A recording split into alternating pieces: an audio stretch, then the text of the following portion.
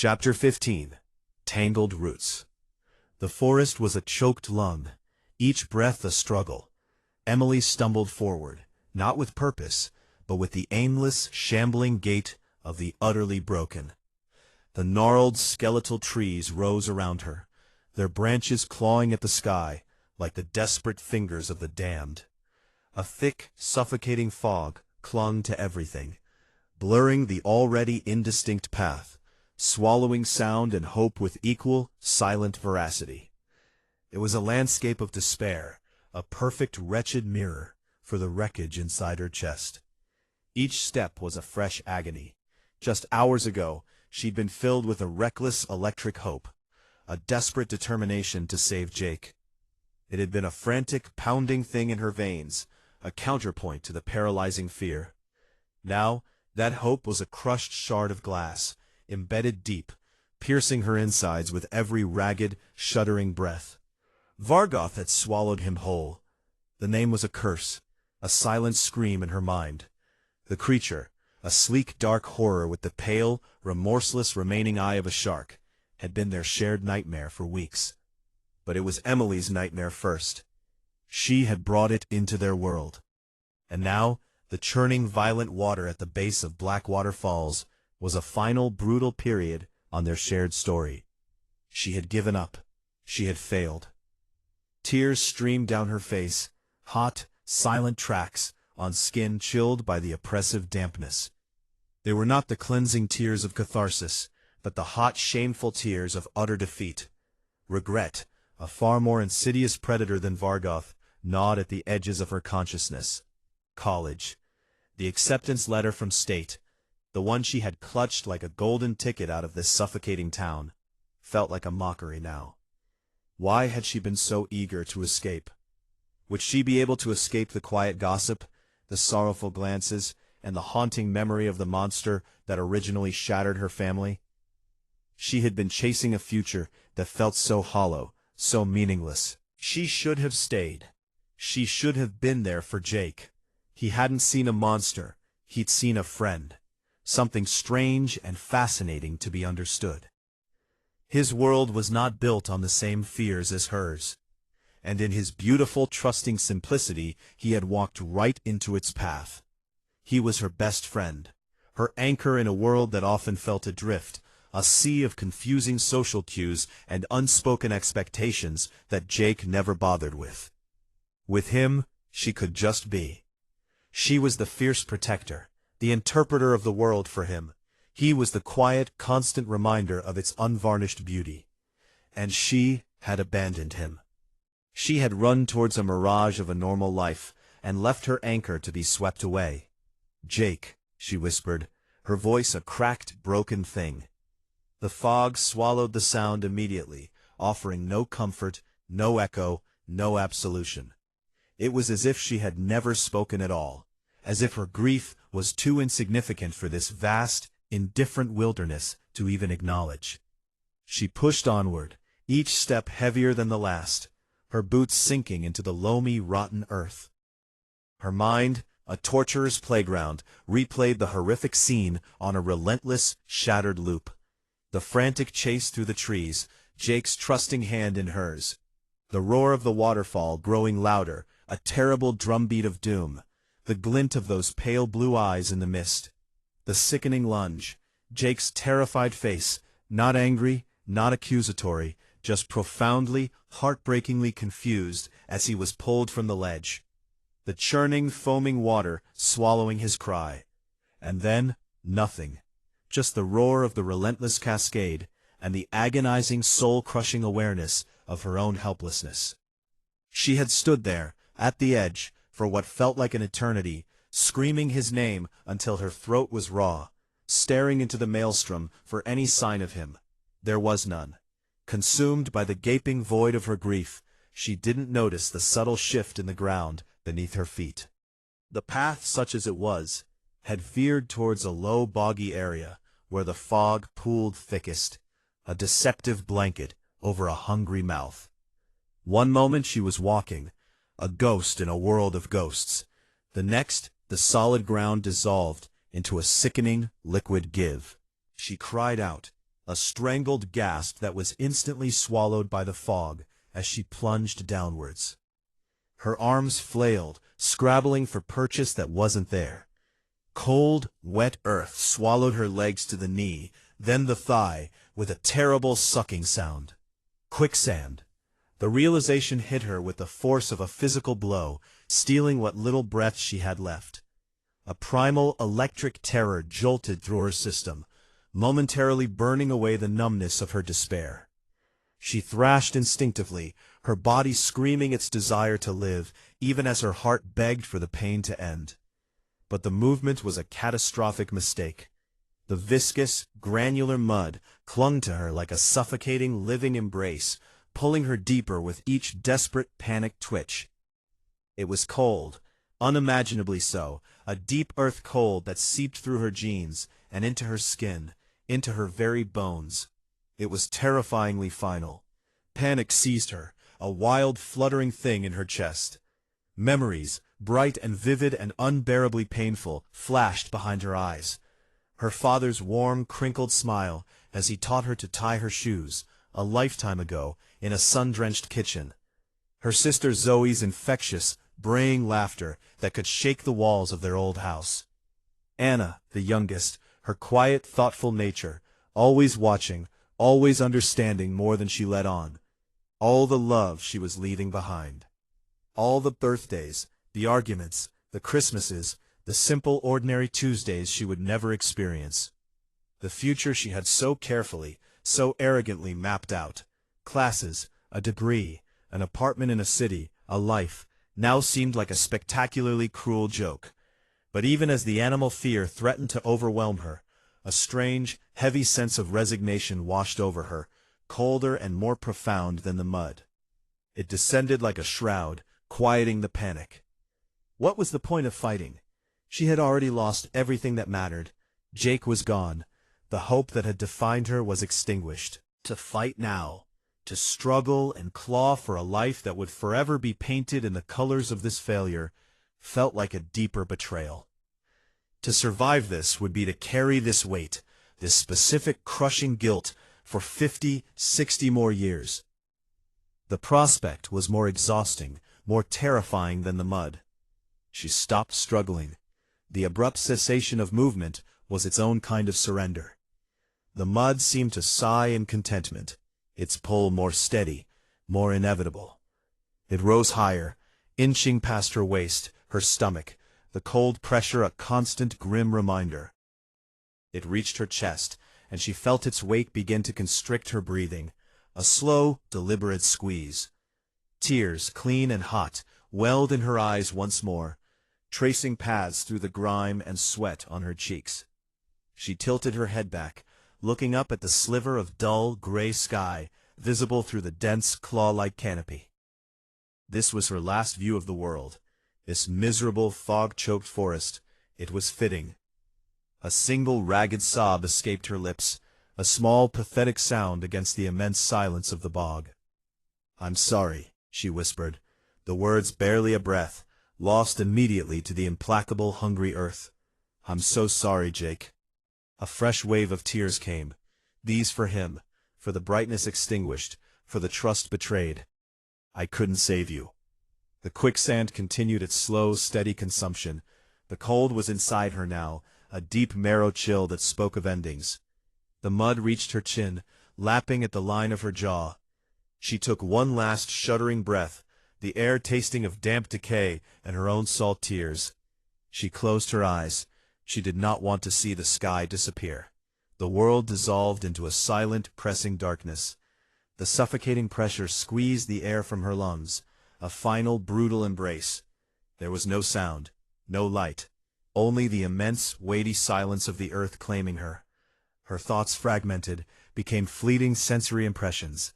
The gritty taste of soil, the overwhelming cold, the memory of Jake's laugh, bright and clear like a bell. Then, nothing, a profound emptiness. She was gone.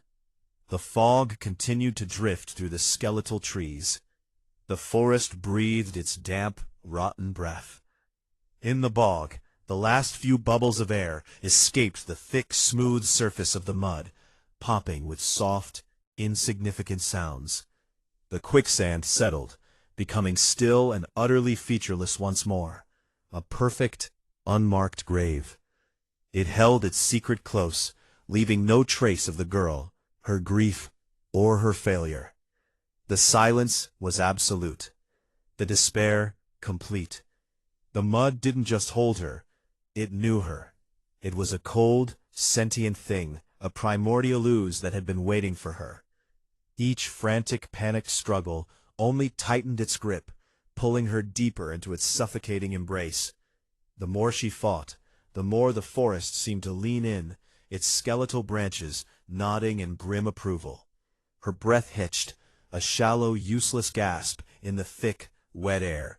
The fog, a relentless, pea-soup miasma, coiled around her throat like a phantom's hand, drinking her terrified whimpers. But deep down, a flicker of defiance ignited within her. She wouldn't give up. She couldn't. Jake needed her. Her family needed her. With a surge of adrenaline, she stilled her frantic movements. Slow, deliberate motions were key. Panic was the mud's ally. Calm was her only weapon. Reaching out, she felt the slippery, grasping mud cling to her fingers like 1,000 tiny, hungry mouths. She searched blindly, her mind screaming at the violation of the unseen depths. Her hand encountering a solid object, a thick, gnarled root buried beneath the surface. It was old and rough, a vein of the forest itself. With all her remaining strength, she gripped the root, her knuckles white against the grime. Slowly, inch by agonizing inch, she pulled. The mud resisted, its grip relentless, a jealous lover refusing to let go. It made a wet, sucking sound of protest, but Emily persevered.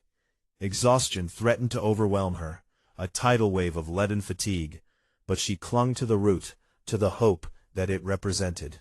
Finally, with a desperate heave that tore something in her shoulder, she broke free. The mud relinquished its prize with a final, obscene gasp. She scrambled away from the deadly pit, her movements clumsy and animalistic, collapsing onto the damp earth, her body trembling uncontrollably. She lay there for what felt like an eternity, her lungs burning, her muscles screaming in protest, but alive. The near-death experience had shaken her to her core, stripping away the brave face she'd worn since leaving the waterfall. For a long time, there was only the percussive thumping of her heart and the ragged saw of her breath. Slowly, the world seeped back in. The cold damp of the ground, the rotten sweet smell of decaying leaves, the oppressive silent weight of the fog. She had to move. Shakily, she got back on her feet. She adjusted her backpack, its familiar weight now a sodden, muddy burden. She tried to ignore the cold sludge caked onto her clothes, a second skin of failure. She stumbled onward, driven by a primal need to escape the oppressive forest, to outrun the memory of the mud's hungry embrace. The fog seemed to taunt her, swirling around her like malevolent spirits, whispering doubts and fears into her ears. It whispered of futility. It whispered of Jake. You left him.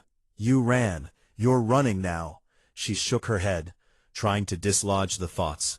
She wasn't running from him, she was running for help. That's what she had to believe.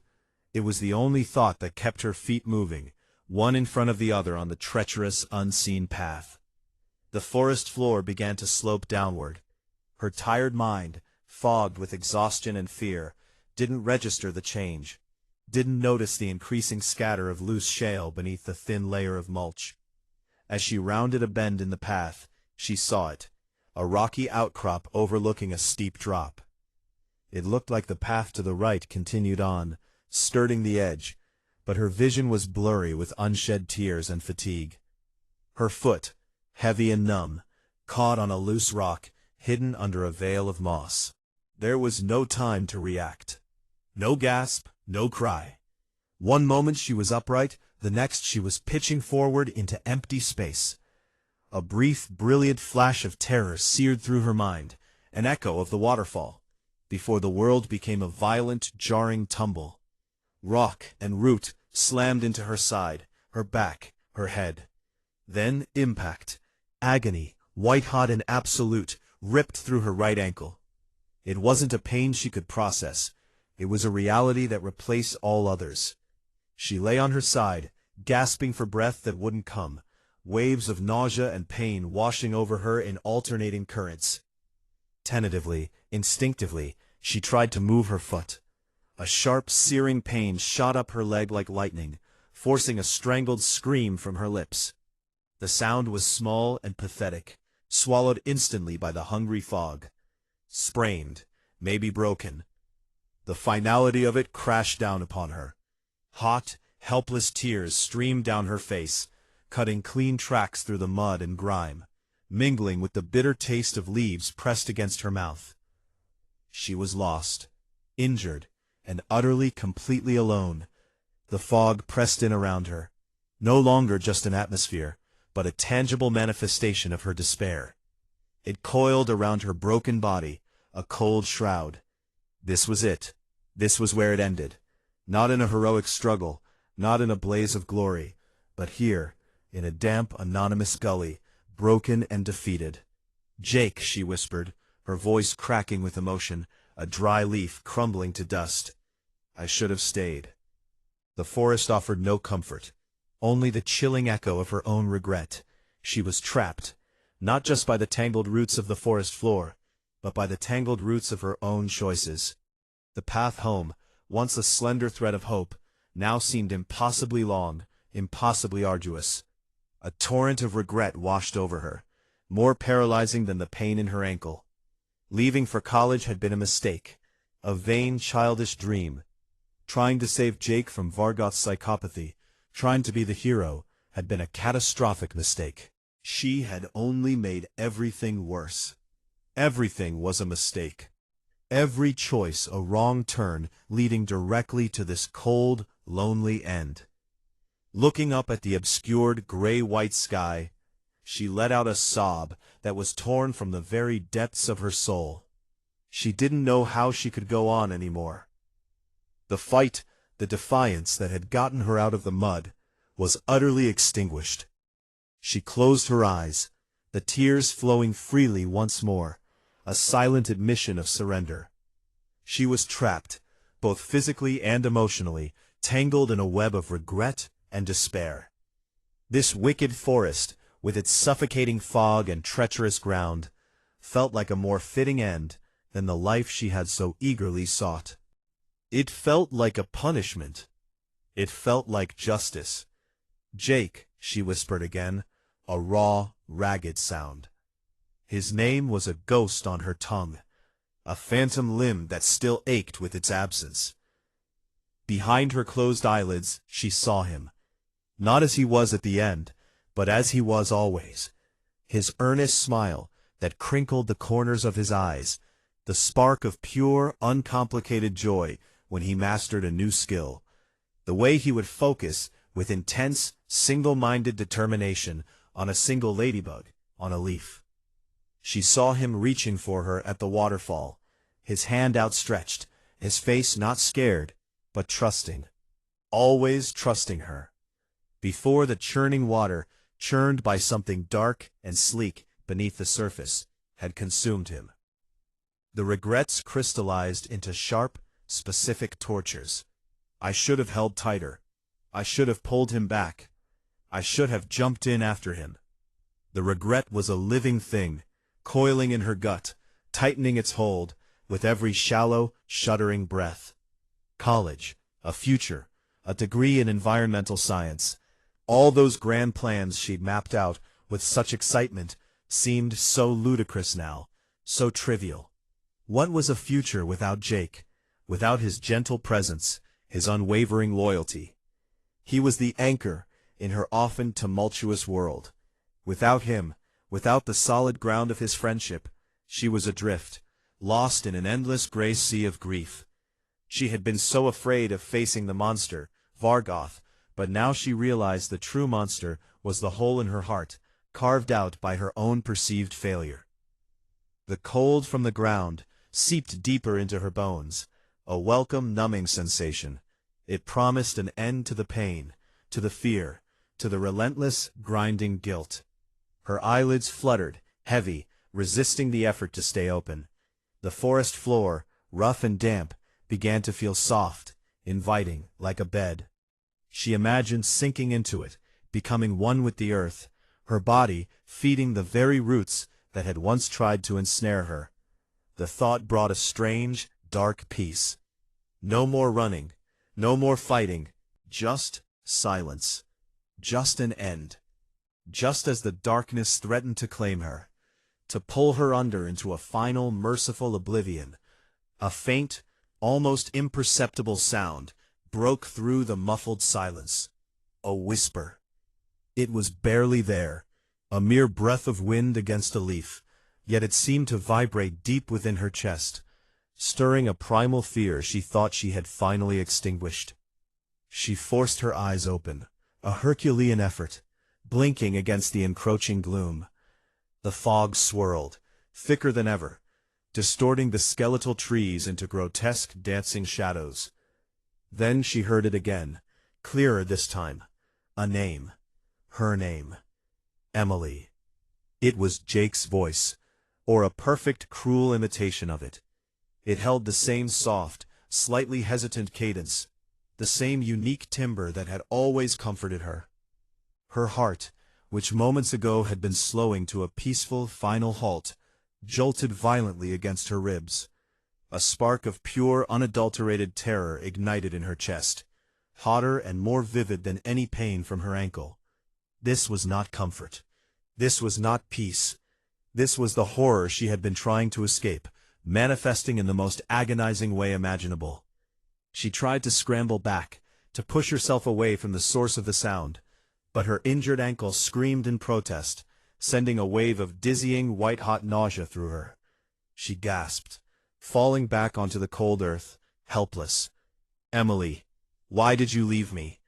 The voice was closer now, a sorrowful lament that twisted the knife of her guilt deeper into her soul. It was laced with an unbearable sadness, a raw vulnerability that was unmistakably Jake. It was the voice he used when he was overwhelmed, when the world became too loud, too bright, too much. Emily squeezed her eyes shut, pressing her muddy hands over her ears, desperate to shut out the torment. This wasn't real.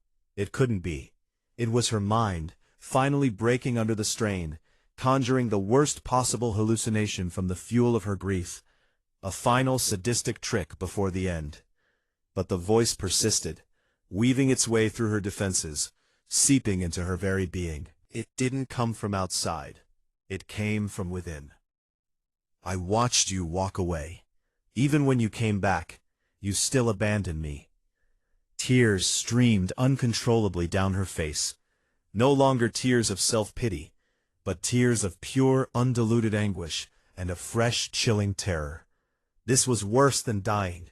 This was her deepest fear, her most haunting regret, given a voice. It was a confirmation of every horrible thing she believed about herself. The fog around her seemed to thicken, pressing in, growing colder, taking on a palpable weight. The air crackled with an unseen energy, a malevolent presence that raised the fine hairs on her arms. She felt a feathery touch on her cheek, impossibly light, like a spider's web or a wisp of fog, given purpose. It was cold, so cold. Her eyes snapped open. Standing over her, impossibly close, was a figure. It was indistinct, shimmering at the edges, like an image seen through rippling water, yet she recognized him.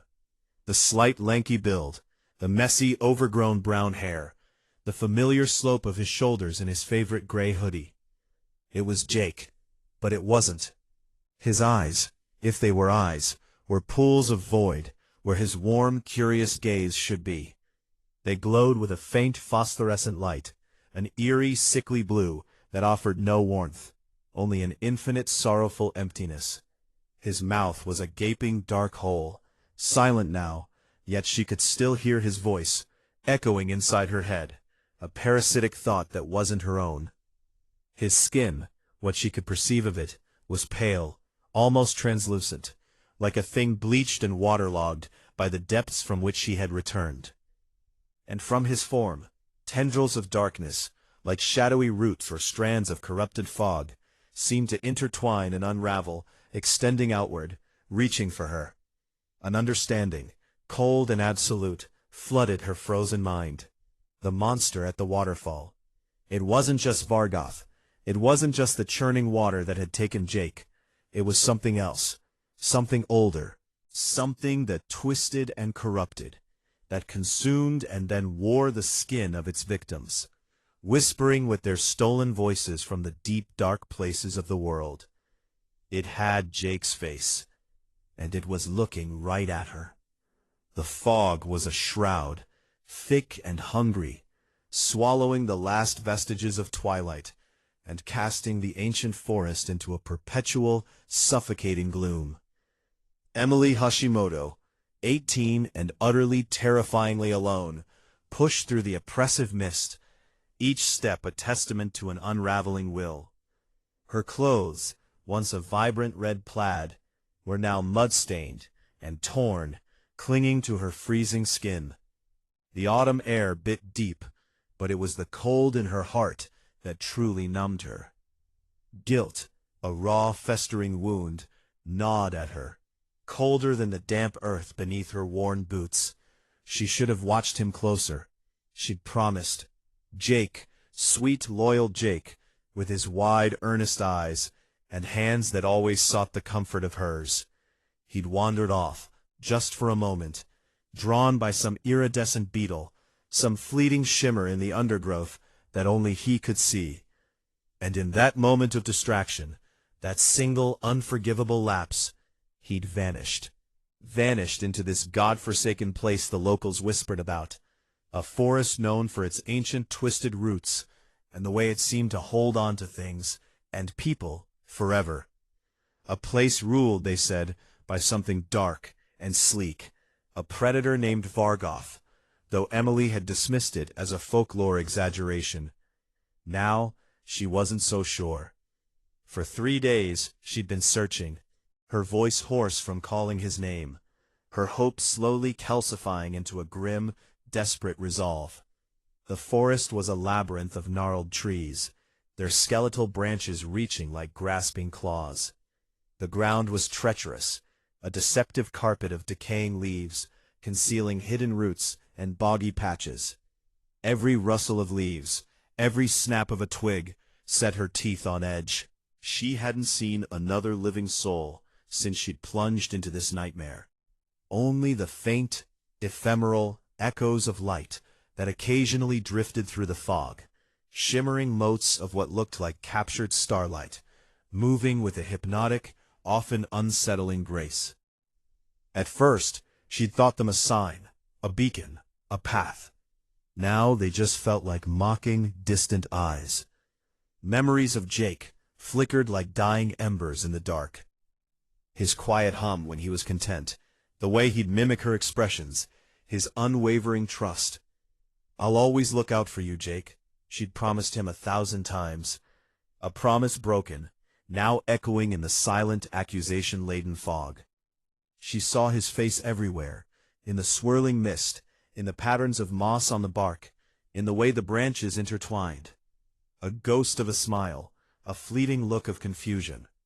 These were the true echoes, the ones that tormented her, driving her deeper into the wood's embrace. She stumbled, her foot catching on a thick, half-buried root. A sharp, searing pain shot up her right ankle. She crumpled, a choked cry escaping her lips as she hit the damp earth. The ground was soft, yielding, surprisingly spongy beneath her. She tried to push herself up, but her ankle screamed in protest, a white-hot agony that left her dizzy. She gritted her teeth, tears stinging her eyes, but refused to surrender. Not yet. Not while Jake was out here. It was tall, impossibly slender, its outlines shifting like smoke, and it had eyes. 2 points of pale, glowing luminescence, fixed on her with an unnerving intensity. Emily's breath hitched. It wasn't Vargoth, the hunter of legend she half expected. This figure, it was familiar. Too familiar. The contours began to sharpen, to resemble a boy. The way his head tilted, the slight hesitant slump of his shoulders. Her heart pounded, a frantic drum against her ribs. No, it couldn't be. Her mind, desperate for a reprieve, wanted to believe, but her gut, numbed by terror. The figure stepped forward, its feet not seeming to touch the ground. It was Jake, or what was left of him. His form was translucent, made of the same chilling pale light as the echoes, barely distinguishable from the fog that birthed him. His clothes, too, were spectral, a faint, glowing imitation of his familiar blue hoodie and worn jeans. He was silent, his lips unmoving, but the voice resonated directly in her mind, a cold, hollow whisper that scraped against her soul. "You left me, Emily." The words were Jake's, yet distorted, imbued with an ancient malice that curdled her blood. The glowing eyes, once full of a gentle, unquestioning loyalty, now held only a vacant, horrifying emptiness. "You thought of college, of escape. But there is no escape. Not from us. Not from here." The voice, disembodied and pervasive, was everywhere. It was the wind, the rustle of dead leaves, the very air she breathed. A chilling realization dawned on her, colder than the quicksand, sharper than the searing pain in her ankle. The echoes of light were not hope. They were the lingering shadows of those consumed, twisted into a horrifying mockery of their former selves, used as lures, as torments. Jake was not just gone. He was part of this place now, part of them. From the spectral figure, tendrils began to emerge, dark and shadowy, coalescing from the fog and despair that composed his form. They stretched, lengthening with an unnatural speed, reaching towards her. These were the true tangled roots of this forest, ensnaring not just the living, but the dead, binding them to its eternal bloom. The spectral fingers, made of shadow and despair, reached closer. She could feel the icy tendrils ghosting over her skin, pulling at her clothes, probing for purchase. They were cold, so cold, and the touch brought with it not merely the chill of the grave, but the weight of ages, of countless stolen souls. This was not the peace of oblivion. This was a nightmare from which there would be no waking. Panic, raw and primal, surged through her, overriding the surrender she had embraced moments ago. She had given up. But seeing Jake, this Jake, was a horror beyond anything she had imagined. This was not escape. This was eternal torment. With a guttural cry, she thrashed, ignoring the searing agony in her ankle, ignoring the quicksand's hungry pull. She bit down on her lip, tasting blood, using the pain to anchor herself to reality, however horrifying it was. This was real. She had to fight. She had to live. She dragged herself backward, digging her nails into the damp earth surrounding the quicksand, scrambling away from the spectral figure. Her hands tore against roots, splintered wood, and sharp rocks, but she didn't care. All that mattered was distance, escape from this perversion, this monstrous mockery of her friend. The figure of Jake remained still, its glowing eyes fixed on her, its form shimmering, as if on the verge of dissolving back into the fog. But the shadowy roots extending from it stretched, lengthening, reaching for her with an unnerving determination, like 1,000 grasping phantom hands. She propelled herself forward with her hands, pulling her body through the mud and muck, crawling on all fours, away from the horrifying apparition. The forest floor tore at her skin, twigs and sharp rocks digging into her palms and knees. Every movement sent fresh waves of pain up her leg, but she no longer registered it. All that mattered was escape. Escape. "You should have stayed," the voice echoed, fainter now, yet still slicing through the fog, a lingering whisper of absolute despair. "Now you belong to the tangled roots." She didn't look back. She couldn't. Her breath came in ragged gasps, her lungs burning, raw, with cold and effort. Tears blurred her vision, mixing with the mud and blood on her face. She was no longer running towards anything, only away. Away from the love, the guilt, the memory that had been twisted into this monstrous form. Away from the forest that fed on despair, that consumed souls and spat out their tormented echoes. Emily, broken and bleeding, crawled into the deeper, darker reaches of the wood. The ghostly echoes of Jake's voice, not fading, but becoming a part of the very air she breathed. A horrifying, eternal reminder of the monster that had claimed her best friend, and now, perhaps her too. She was still sinking, but into a different kind of trap. Every drag of her body, every desperate forward lunge, brought fresh lacerations, more mud, more pain. Her broken ankle, a dead weight, dragged behind her, catching on roots, tearing at her trousers, a testament to her failure, a symbol of her brokenness. She was beyond exhaustion, beyond physical sensation, only a primal, visceral need to put distance between herself and him. The fog thickened around her, swirling, coiling, seeming to close in. It pressed against her, damp and cold, like a living thing, whispering. She heard it in the rustle of unseen leaves, in the drip of moisture from unseen branches. Not home, never home. The roots of the forest seemed to writhe around her, living things, dark veins in the earth, sensing her despair, waiting, watching. They were no longer just obstacles. They were entities, beckoning, preparing to embrace her. The air grew heavy, thick with the scent of damp earth, decay, and something else, something metallic and ancient, like sorrow distilled. She dragged herself over a mound of moss-covered earth, her shoulders screaming in protest, her arms weak and trembling. There was no more strength left in her. Her vision blurred, not just from tears, but from the encroaching darkness, the overwhelming fatigue that threatened to pull her under completely. She felt her consciousness fraying at the edges, her grip on reality slipping. The light she once sought was gone. The fake shimmering echoes of light, the deceptive beacons of others' torment, had vanished behind her, leaving only an impenetrable, absolute black.